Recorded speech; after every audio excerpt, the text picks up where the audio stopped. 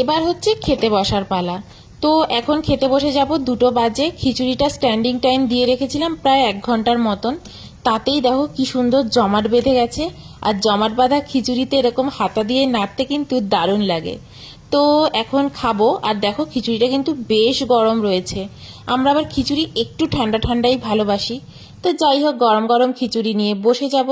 এখানে না মানে ব্যাঙ্গালোরে খুব বেশি গরম কিন্তু সারা বছরে কখনোই পড়ে না। 12 মাসই এখানে ঠান্ডা। কিন্তু ফেব্রুয়ারি, মার্চ, এপ্রিল মাসটা একটু একটু গরম পড়ে। তো এই সময়টা খিচুড়িটা এখানে চলতেই পারে। মার্চ এপ্রিল মাসে তা বলে খিচুড়ি একদমই চলবে না। তো এই ফেব্রুয়ারি মাসটাই একটু একটু খিচুড়ি খাওয়া যেতেই পারে। আলুর মধ্যে যে পকোড়াটা করেছি মানে আলু দিয়ে, তার মধ্যে একটুখানি ধনেপাতাও দিয়েছি। অয়ন আবার ধনেপাতাটা খুব পছন্দ করে না, কিন্তু আজকাল ধনেপাতা দিলে কোনো কিছুতে খেয়ে নিচ্ছে। তো চলো খেতে বসি। অয়নের পাতেও একটু ধনেপাতার পকোড়া দিলাম। তো দেখো খিচুড়ি নিয়ে চলে এসেছি। আজকে হচ্ছে কিনুয়া আর গোবিন্দভোগ চালের খিচুড়ি। অয়ন তো খাওয়া স্টার্ট করে দিয়েছে, আমার জন্য বেগুন ভাজা হচ্ছে। তোর জন্য আমি একটু ওয়েট করছি। তাও বেগুন ভাজাটা হোক, ততক্ষণে এখানে ফুলকপির পকোড়া রয়েছে।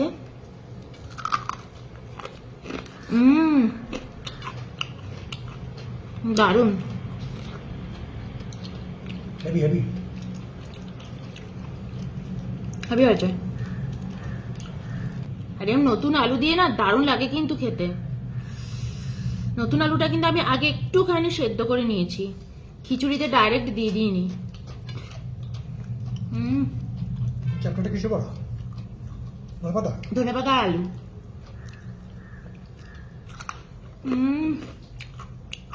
আবার শুনতে পাচ্ছ? Crispy crispy. অনেক পাতা লঙ্কাগুলো পড়েছিল, ট্রান্সফার করে দিয়েছে। পিছনে দেখো কড়াইতে বেগুন ভাজা হচ্ছে।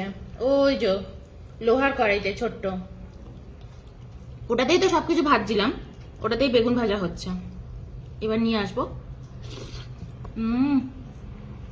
এই দেখো নিয়ে চলে এসছি আমার বেগুন ভাজা। এই দেখো বেগুন ভাজা, এই যে গরম গরম বেগুন ভাজা নিয়ে এসছি। অয়ন তো খাবে না, অয়নকে একটু ফুলকপির বড়া দিই।